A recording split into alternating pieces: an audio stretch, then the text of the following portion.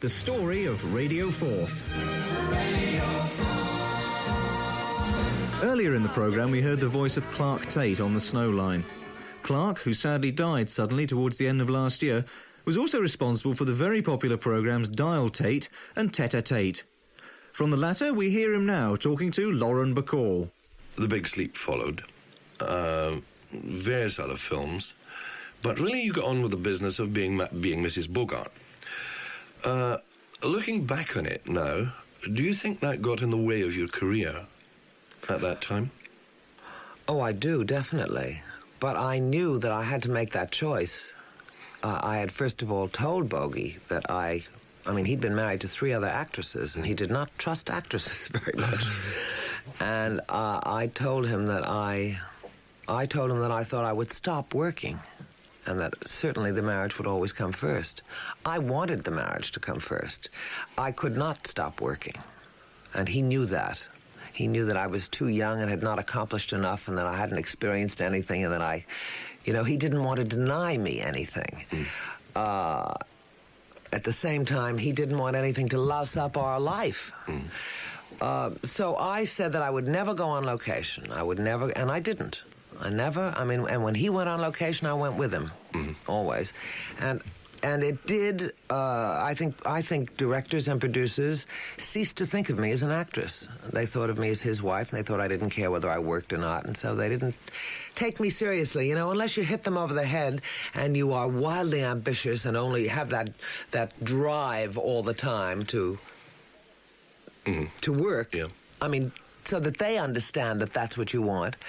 Then they just kind of forget you. They all thought I was this wonderful girl, and they loved to come to the house, but professionally... So my career suffered, definitely. Well, you did go on location, obviously.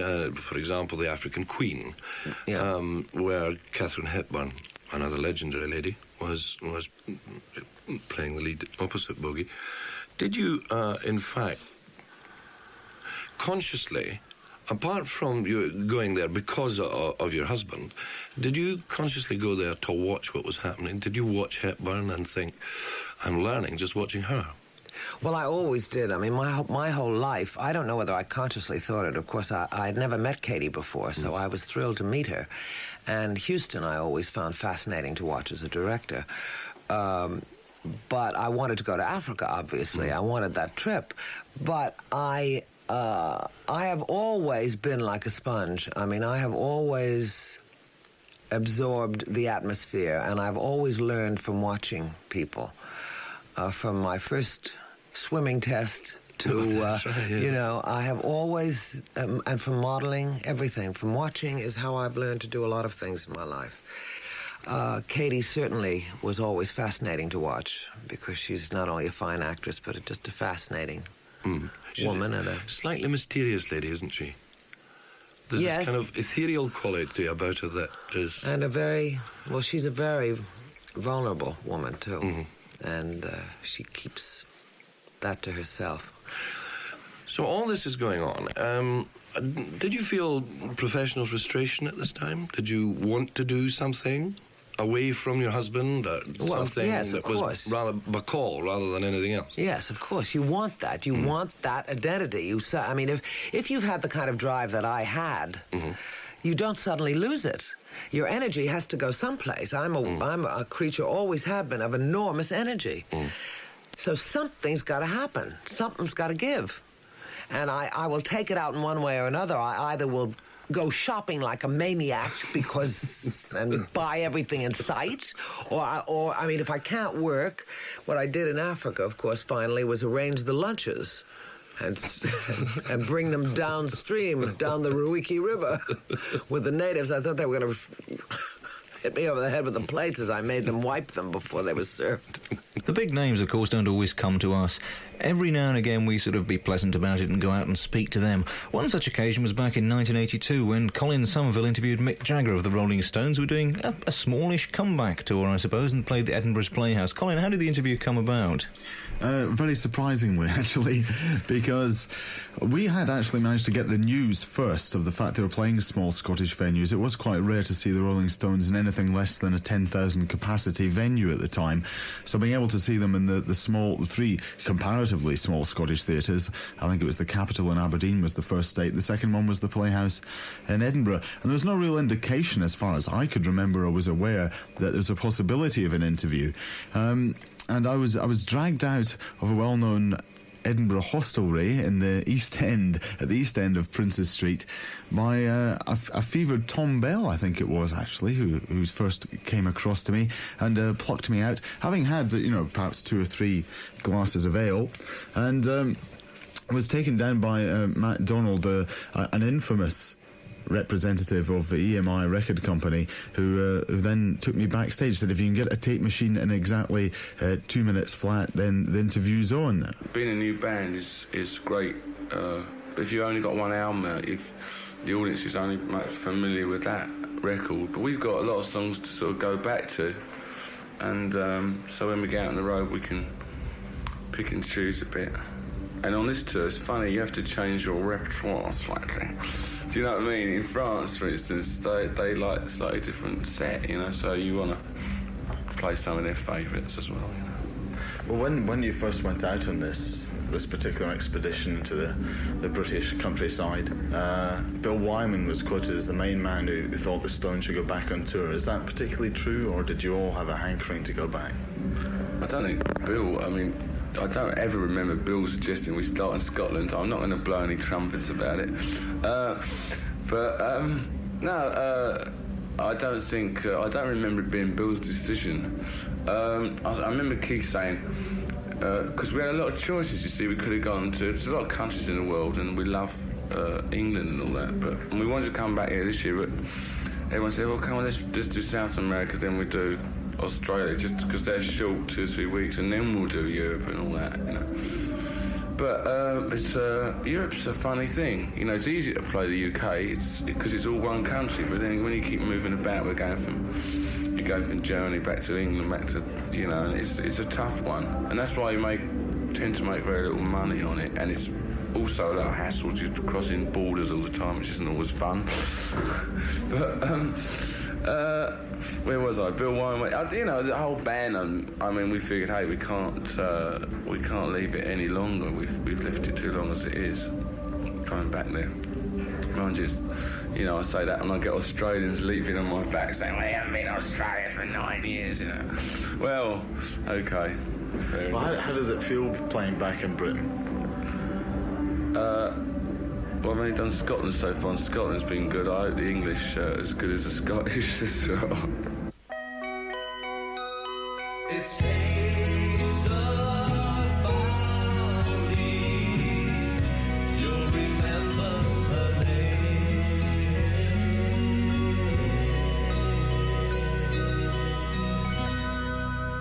Well, Mark, my interest in Radio 4 started long before the station had even been whispered about, because I had been involved in hospital radio in Edinburgh and had actually started my broadcasting hobby. The first time I went on air, I was 14 and a half. But I had a very deep voice, so I fooled quite a lot of people, and that's a good thing about radio. So I'd been very interested in radio, and of course I had heard about the opening of Radio Clyde in Glasgow, and I was furious about that, because of course Edinburgh is the capital of Scotland, and we should have got it first. So I was waiting for local radio to come to Edinburgh long before it had even been thought of, probably. And I applied, and I didn't get anywhere, and waited with my fingers crossed that they might change their mind, and that's what happened. And I got a letter in January, just after a week after the station had gone on air. And I remember actually the first day that Radio 4 went on air, I was in hospital, and I was supposed to be getting operated on that day, and I'd heard the day before, you'll be getting your pre-med, Mrs. Fowlie, in the early hours of the morning. I said, oh, can't do that, can't do it. I have waited for years for this. History is being made tomorrow morning. You will not give me the pre-med. And it was a case of change your operation timetable, or sign me out, you know. And that's how the Eastern General Hospital in Edinburgh, they were absolutely super. They let me off with my pre-med and they let me hear the first hour and a half of Radio 4. Steve Hamilton starting it all off. It was great. It was history. Was it a major shock then when you moved from being in hospital broadcasting as a hobby to being a full-time professional broadcaster? Not really, actually. To me, radio, it doesn't matter who you're working for and whether it's voluntary or whether you're being paid a salary for it. It's radio. It's the same anywhere. But in hospital radio, we were used to small audiences.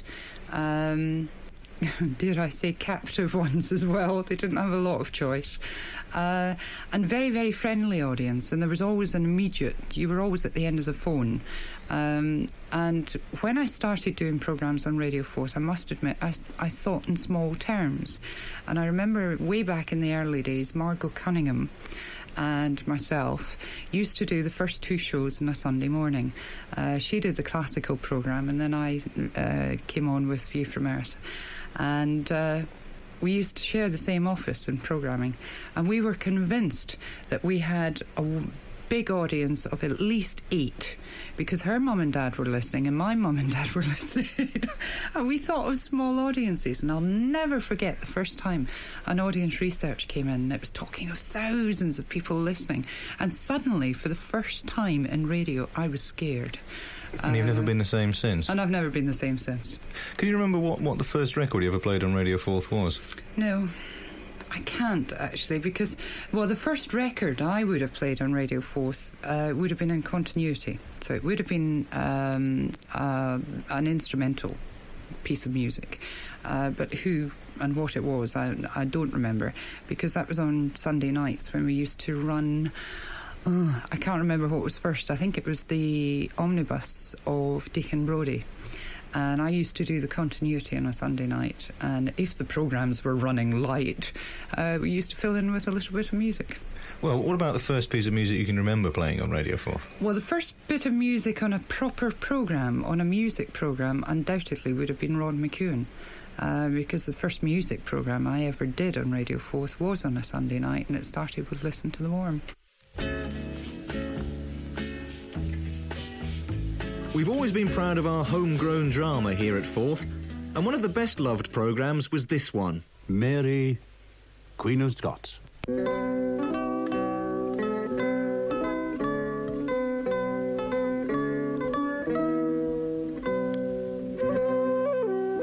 It is a warm summer's day in Paris in the year 1559. Europe is at peace with a brace of royal weddings and a splendid tournament of arms to confirm it. Mary Stuart, not yet 17, Queen of Scots and Queen Dauphiness of France, watches from a shaded enclosure with her childhood friend, the Princess Elizabeth.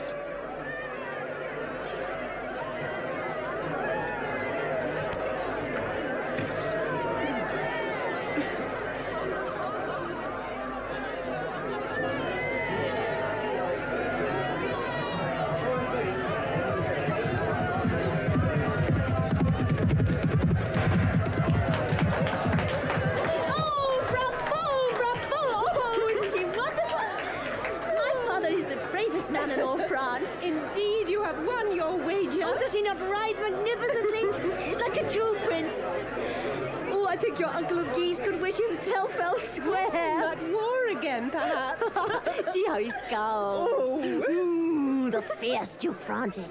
I'm sure he would much rather retake Calais. What? The reckon lance with the king in sport?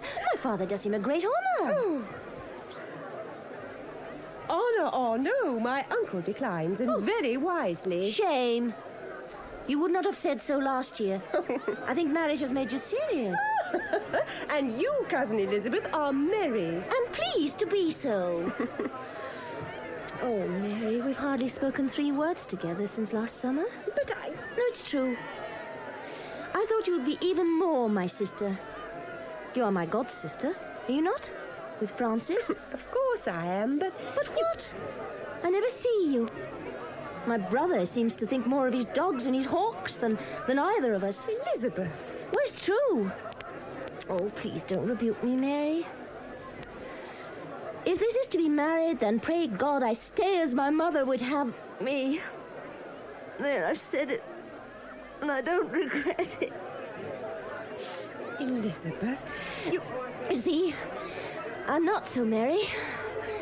Oh, my father's been challenged. Elizabeth, tell me. I think Captain Montgomery will match him, don't you? Oh, Madame Diane never smiles. Elizabeth, please. Yes? Let us stay friends. I need someone. You have your uncles. The Cardinal. Please, you don't understand. Do you remember how we shared all our secrets? And Madame Parwa would scold us for whispering at our lessons. You were the only one who could make Francis laugh. Mary, what's it like to be married?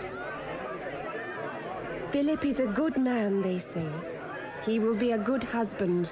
Oh, Mary, I'm frightened. To leave France? Perhaps never see your... He has a son. Did you know that? Older than I. Mary, he's old. Your father, Elizabeth, your father is 40.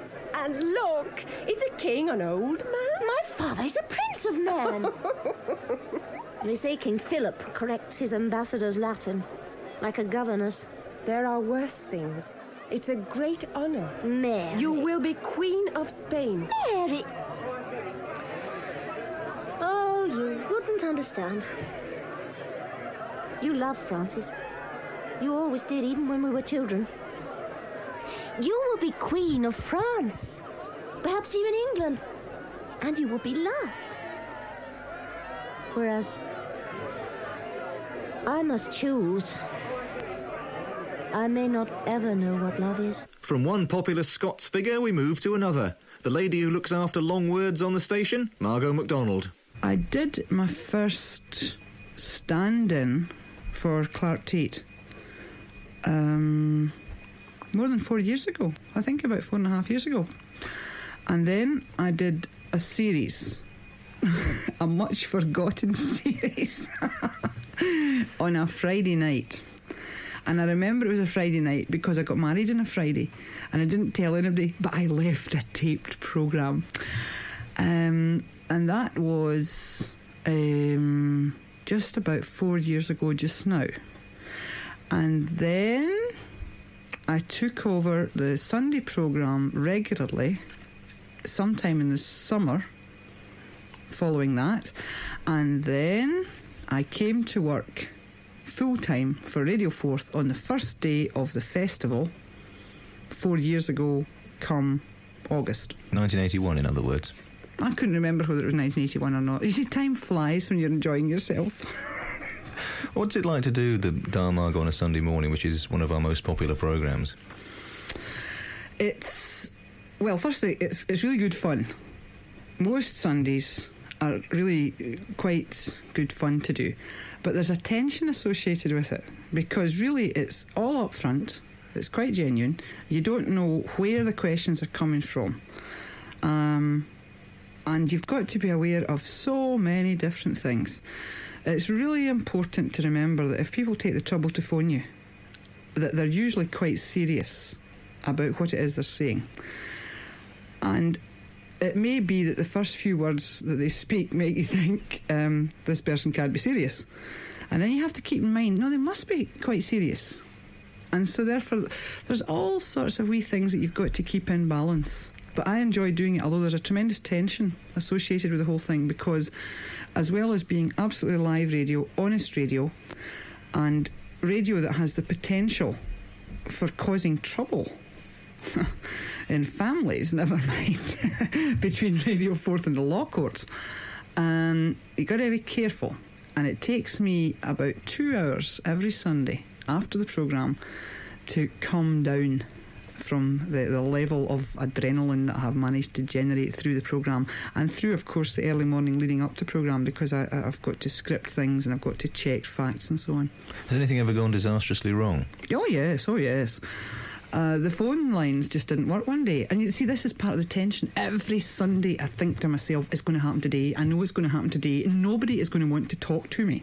And what will I do? Because, of course, it's not a music programme. We don't play music.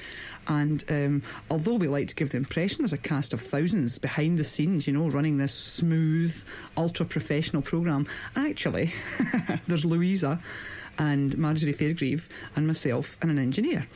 And if the phone lines aren't working, then we can count out the engineer's contribution because he's got to try and fix the phone lines. Marjorie will probably be having the vapours somewhere under the table, and Louisa will simply trying to get cold compresses onto my head. So really, there's me, a microphone, and people sitting, hopefully, at home listening. And that can be daunting. So when it did happen, I thought, no, this is absolutely awful. However, I will rabbit on a bit. And I did rabbit on. And I was hoping it was English that I was rabbiting on. And after a wee while of saying, we'll take another break now, nothing wrong with this at all, the engineer smiled through the glass partition separating us, thumbs up to indicate that everything was okay. And thankfully for that bloke's health, I didn't discover until after the programme that it wasn't the phone lines that were wrong, it was the engineer that was wrong. Surely not. Oh, yes, it has happened. Although our engineering department and I have a very close, warm and understanding relationship, just every now and then they give me the willies when I go on air. What stands out for you, Margo? What's your outstanding memory of the 4 years? Oh, I can't think of one outstanding memory because there's been so many different things. I think, you know, if I'm absolutely honest, it's the programmes that you do well and you come away from the programmes feeling, I really did that well. That's not an outstanding memory, that's just the overriding feeling that's the best feeling. But I got an award once for a drugs programme, a series of drugs programmes I did. And I was massively proud of that because I knew that as someone working in local radio, I had done my job well. I had properly investigated a local situation. I was the first into the field. Radio 4th was the first into the field. I was backed completely by Tom Steele here because we were taking a bit of a chance in broadcasting the stuff that we were then broadcasting about heroin addiction in Edinburgh and areas. And I was just proud of the way we did it, and obviously that's a big memory. But I got speaking to Barbara Windsor once, and that's also a big memory because I discovered that a lady and myself, who on the surface are somewhat different, are in fact sisters under the skin, and that was good. And then I'll tell you something else that was absolutely marvellous, quite recent. The Hustings programme that we did for a local ward by-election for Lothian Regional Council up in Inchgilmerton. Now, the outside broadcast was done in the community centre next to the miners' welfare. The by-election, of course, took place during the time of the miners' strike. Probably that ward is the ward in Edinburgh which has most miners living in it. And the Conservative candidate in the by-election was the chairman of the working miners at Bilston Glen. The scene was set for a rare Rammy, and believe you me, it was a wonderful Rammy, and it just sticks in my mind because I have never actually attended such a vibrant meeting, and I know that when the programme was played, it was a true programme, you know, we recorded it and we broadcast it almost as live. We took out the small bit where a member of the audience and I had a small altercation. But apart from that, it was live, genuine radio, and that was great. Dick Barrie. Back in the early part of 1978, on Radio 4th, I was merely a flight watch broadcaster. In fact, I was one of the people who started off the flight watch service, which, incidentally, was first broadcast on 4th before going on any other station, first on 4th as usual. And towards the end of 1978, I understand that Radio 4th lost its then current country and western presenter, Jerry Ford. And for some peculiar reason, Tom Steele phoned me up and said, was I interested in country music, having heard me talking to Mike Scott while flight watching, or supposed to be flight watching, and instead talking about music, and asked if I wanted to be a music presenter. And it's ever onwards and upwards from then, Dick. Well, yes, it's supposed to be for 6 weeks. As far as I remember, Tom said that he would have me present the programme, which became known as Barrie Country, for the first 6 weeks, and after that he'd come back and let me know what was to happen. Well, he hasn't been back, and that's about 6.5 years ago, so I'm just carrying on, because they send me money every week. Because country western is very, very popular in East Central Scotland, isn't it? It's more so in Scotland, I think, than the rest of Britain, other than perhaps Ireland. I've no idea if there's the Celtic folklore sort of oozing through or not, but certainly there's a wide-ranging market for a wide-ranging variety of country music sounds, and if I have had any modest success in presenting these sounds, it's because we try and cater for absolutely everybody. And of course it's not just the programme you're involved with Barrie Country, you've also been across to Nashville several times with hordes of our listeners. Directly as a result of Barrie Country, of course. It was always a lifelong dream of mine. I think most children of the 40s and 50s would have loved to go to America, and when I came into the 80s, I was sure I would never get there in my lifetime, and all of a sudden, doors opened up. I was invited to go across there. I saw Nashville, I saw America, and I went back with, as you say, listeners. And the most successful trip of all was the Radio 4th listeners' trip of the summer of 1984. Long to be remembered, especially, I think, by the good citizens of Nashville, Tennessee. What sort of experience is that then, taking a horde of rabid country music fans from 4th Country across to America? Very enjoyable, but somewhat tiring. Both Colin Somerville, our features editor, and myself were, I won't say glad to be home, but we were certainly glad of the rest. We had a great time, though, and the boundless energy of people who are snatched from their environment in East Central Scotland and settle down in Nashville is interesting to see how they all react. I think, to be fair, the reaction of the lady once on a previous trip who said, "Oh, it's all very well going to this shopping mall that's got 300 shops and it's open 24 hours, but you can get better bargains at Kirkcaldy Market."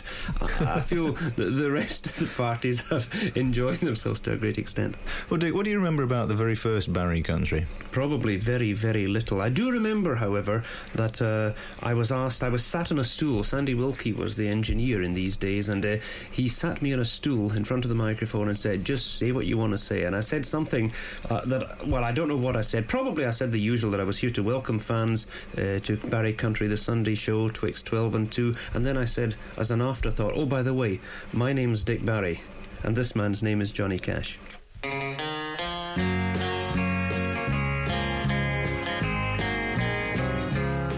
Radio 4th caters for all types of music and for all types of musician.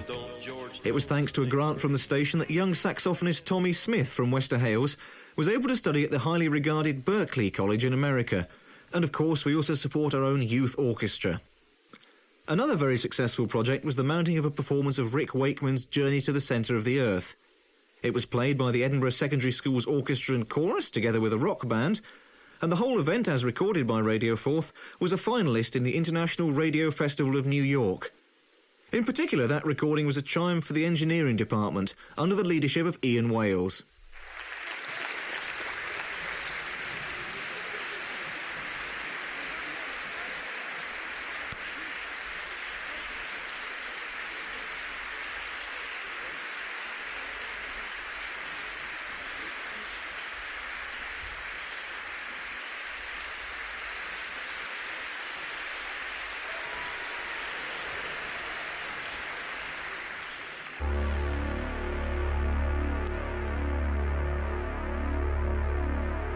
Ladies and gentlemen, Journey to the Centre of the Earth.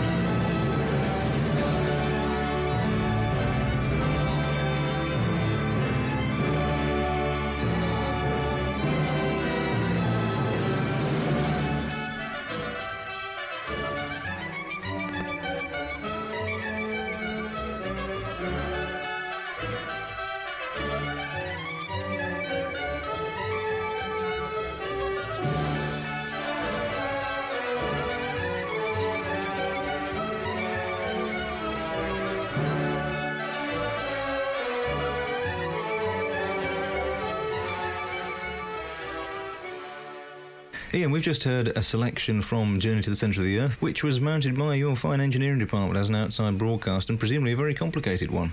Yes, it was. There were something like 47 microphones on stage, but they weren't all... we did the whole thing in collaboration with a public address hire company in Edinburgh, so some of the sections of the event were submixed, and we can handle up to 20 input channels in our unit, but we had to have submixers obviously to get the whole lot up to 47. Has it always been that way? Well, the unit we have at the moment, or rather had until recently, was more sophisticated than the original one we had. What was it like then back in 1975 when you first started to presumably started to do OBs fairly early on? We did, yes, almost immediately. In fact, I think the first one we did was from what is now the Comet up in Comet Warehouse up in Dalry Road. But it was done with very crude battery-powered equipment. And in fact, you can do an awful lot with very simple battery-powered equipment. When we do a live broadcast, all you really need to get a live DJ show is one microphone, and you can play the records in from the studio. In fact, it can sound as if the whole shooting match is coming from a remote event. You're doesn't necessarily have to. Destroying the mystique here, absolutely. Well, Does anything stick in your mind, particularly over the last 10 years, from an engineering side? Well, I think the biggest outside broadcast we did was the Pope's visit. It wasn't. It was big in terms of the sheer number of bits that we had to do, and it was quite a challenge. In fact, it went back over about 18 months previous to the actual event, and it involved us with quite hitherto a unusual cooperation between the BBC, the ITV companies and ourselves in order to try and operate as efficiently as we could. How many people did you have to deploy to get that to work properly, that system? Well, apart from myself, I had 5 engineers, but of course we were running the normal shift rotors that we have to run here, so they weren't all available all the time. Delicate juggling of men and materials, then? It was, yes. There was a fairly big logistics job, and it was made more difficult by the fact that we had to get people from one site to another reasonably quickly, but through the police security, which was quite intense. So up until then, we'd never seen police security like that in Edinburgh. Well, let's remind ourselves of that back in 1982. Was it 1982? I think indeed it was. This is Jeff Brown of Radio 4 at Murrayfield. After the Pope took his seat on the dais just a few minutes ago, proceedings deviated from the official running order as the young people shouted, cheered, clapped and chanted, "John Paul, John Paul." Cardinal Gordon Gray was shouted down. He couldn't make many points of his welcoming speech for the rapturous sound of Murrayfield in full voice. What we've just seen now was two young Scots, make their papal address the welcoming speech to Pope John Paul. The first, Anne McNeill from Castle Bay on the island of Barra. She played the beautiful Celtic harp and sang to the Pope. The second was Glasgow schoolboy John Moan, an 18-year-old in full Highland regalia, who told the Pope that the elation of the young people and the honour that they now feel that the Pontiff should choose the youth rally at Murrayfield to embark on his Scottish visit. John told the Pope of the hopes and fears of the young people about the future. So now Pope John Paul standing up with his speech in his hand, ready to reply.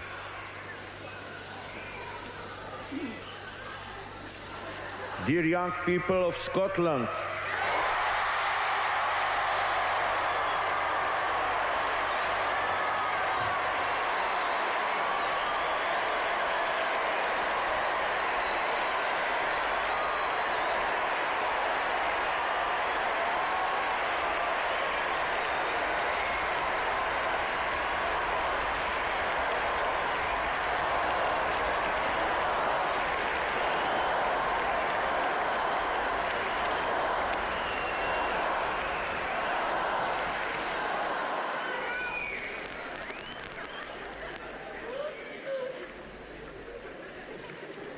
thank you for your welcome.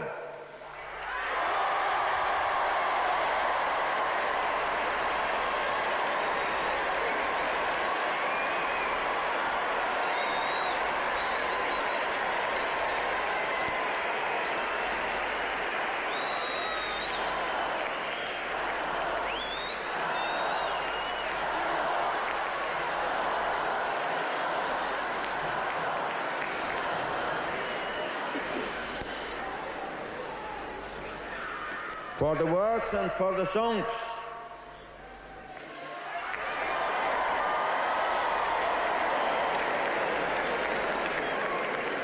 I am happy that my first contact is with you.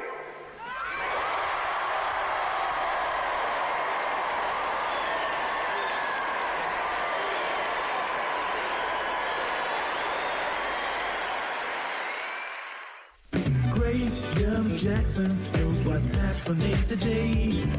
We all listen to the music that he plays, the way that he does it on the radio. Everybody's tuning in to listen to his show.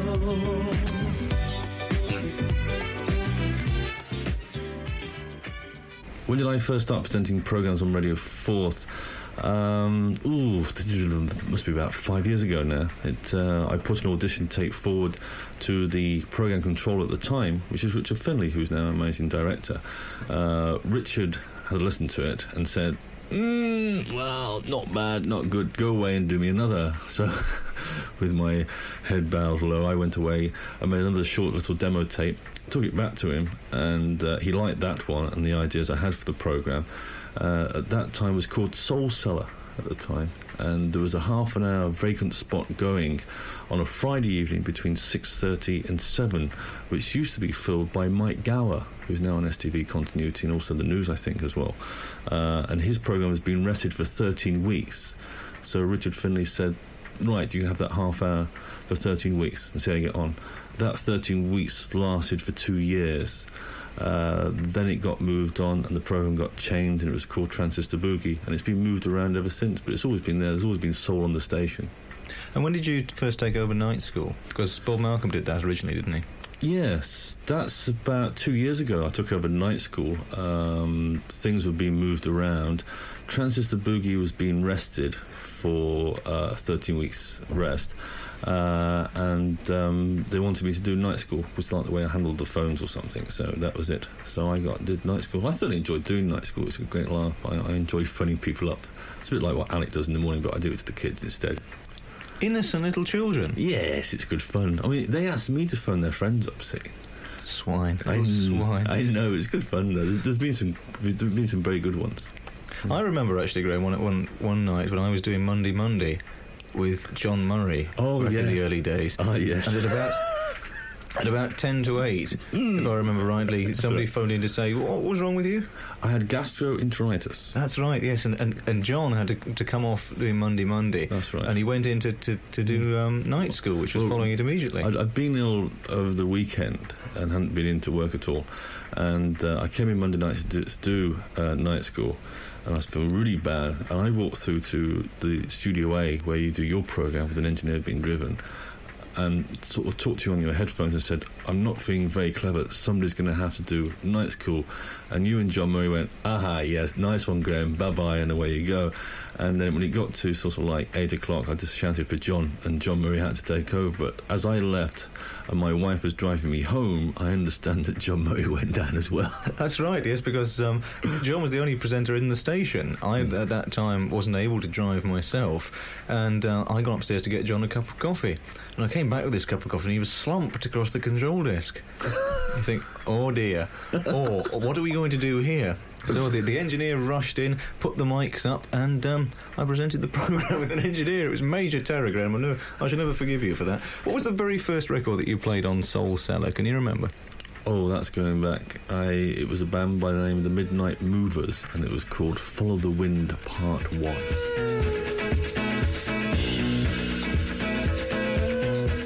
Exactly a year ago today, on January the 22nd, 1984, Radio 4th expanded its operations in Fife. Here's Richard Findlay. The shop in Kirkcaldy is a shop in the high street there in Kirkcaldy.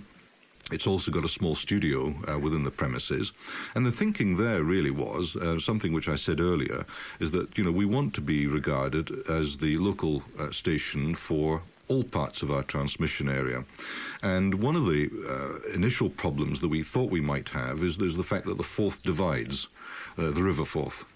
and therefore, when we felt able, we wanted to do something in Fife, which would bring the radio station closer to Fife. Our transmitters, interestingly enough, are already in Fife, but nonetheless, very often people don't feel that there is a visible presence there of Radio Forth. Now, the listenership in Fife has always been extraordinarily high. I mean, we have a very, very big and loyal listenership in Fife. And so we felt that it was only right and proper that when we were thinking of extending Radio Forth, the first place that we would look at would be Fife. And so we opened up the shop and the studio in Kirkcaldy in order that people in Fife had somewhere where they could go and talk to people about Radio Forth, hand in requests, get literature about Radio Forth, put in their information about what's happening in their community, whether it's women's groups or voluntary organisations. They could hand in all their material there. And also it gave us an opportunity to do more broadcasting from Fife, and that was of crucial importance. Because the one thing one has to say about Fife, and indeed it's true of other parts of our area in the west, for example, there is an enormous amount of activity there, and you only can skim the surface unless you're actually in the community and part of it. And so that development is something that we would like to see more of. The Fife shop has worked extremely well. The studio there works very well indeed. I think people do recognise that it's an important part of activity now in Kirkcaldy and in Fife. And I think that that's something that we would like to extend to other parts of the area. The summer of 1984 saw the birth of another exciting project, Festival City Radio. It was a complex and demanding operation, but ultimately a satisfying one. We had thought for some time that because Edinburgh changes so radically during the 3 weeks of the Edinburgh Festival, that we thought that it might be a good idea to provide a radio service specifically geared towards the Edinburgh Festival, acknowledging that, of course, there are a lot of visitors in Edinburgh during the festival period, and indeed during the whole of the summer period. Now, I know that a lot of people in Edinburgh usually try and take their summer holidays when the festival's on, but nonetheless there are others who are really interested in the festival, and therefore we thought, look, let us try now and cater for those who are interested in the festival on the one side and not interested on the other. So Radio Forth will continue with its normal programming, but let's launch another service on our VHF, the FM frequency. So if you want to listen to Radio Forth as it is, tune in to 194 1548 on the medium wave at the end of your dial. If you're interested in the festival, switch your radio if you can over to FM or VHF, and we'll give you a totally festival and arts service. And that was the first time that had happened in Britain, that a radio station of our kind had ever been allowed, either by the Independent Broadcasting Authority or the Home Office, to provide two quite distinct radio services. And there was another reason why we wanted to do it, because we wanted also, apart from benefiting listeners, we wanted to see whether we were capable of running two quite distinct radio services side by side. And we, I think, proved that we could. How difficult was it to arrange? Well, it was very difficult. We first of all had to go through various applications, first of all to the Independent Broadcasting Authority, who control independent local radio. Then we had to apply to the Home Office and persuade them that it was a good idea. Having done that, we then had to look for extra funding, because we didn't want to dilute any resources away from Radio Forth. And so we finally got the permission from the IBA and the Home Office, something like, I think it was about a month before the festival started, so we had to rush around immediately and look for extra sources of funding for the service.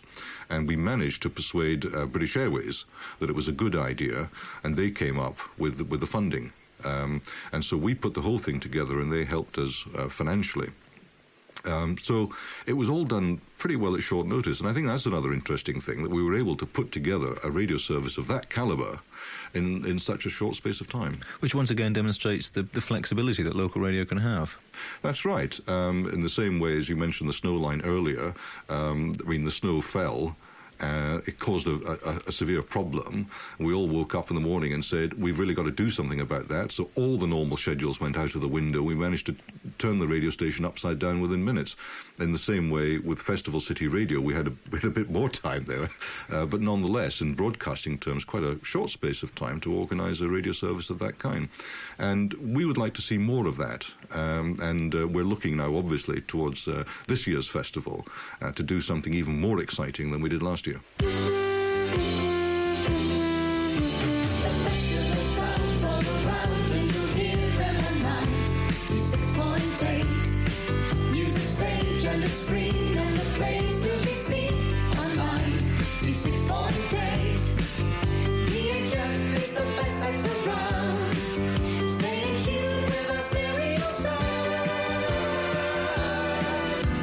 And a very good morning to you. It's 4 minutes past 8. You're listening to Festival City Radio, brought to you in association with British Airways Super Shuttle.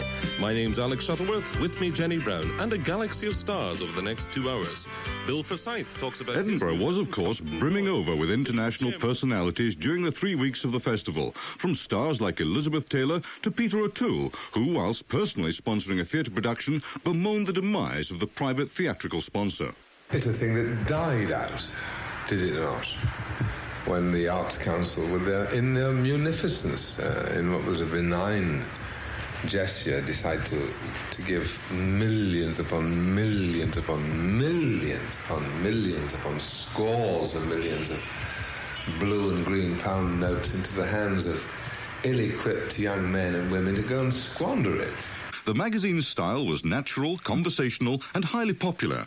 The service even had its own gossip columnist, Colin Bell, who prowled the streets and bars each day. Oh, there's one, I think, which absolutely typifies the Edinburgh attitude. Liz Taylor, you'll remember her. She's a film actress, I believe. I had lunch with her last Sunday. Oh, so did I. Yes, I recall so that. Yes, yes, we were both in a very large restaurant. She was at the other end. That's right. But anyway, Liz Taylor apparently visited one of the city's most distinguished sweater shops. A very expensive sweater shop. I'm not going to mention it because I'm told that if I do, they'll be in trouble. But she visited the sweater shop. They recognised her, said, "Welcome, Miss Taylor." She bought more than £400 worth of sweaters and then proffered a credit card. Being an Edinburgh sweater shop, they immediately rang the credit company to check whether she was good for the money. Not only humans had their place on the service, and not only adults were catered for. Well, yeah, sometimes I'm walking down the street and people will come up and say, "Are you Kermit the Frog?" And I say, "Yes, I'm Kermit the Frog." And they say, "Wow." Edinburgh is an irresistible magnet for the show business fraternity, and everyone is a performer, whether in the street, theatre, or even in the quiet corner of a bar, as Alexi Sale quickly discovered. So once you're in the Assembly Rooms bar, poncing about with the media folk, all the stand-up comics are in there, trying to do their act as conversation.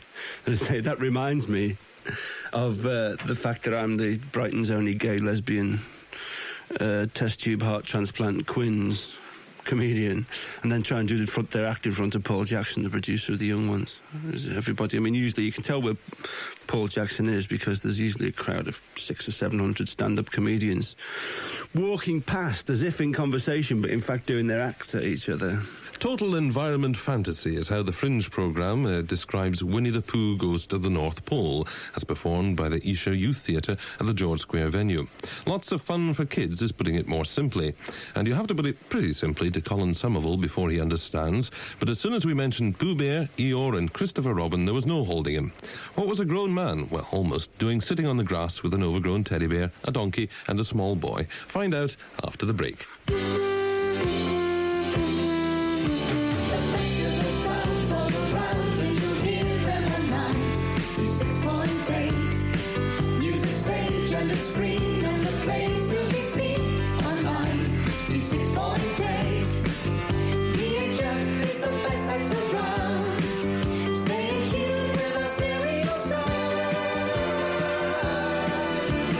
Festival Fringe, this is where it begins here on 9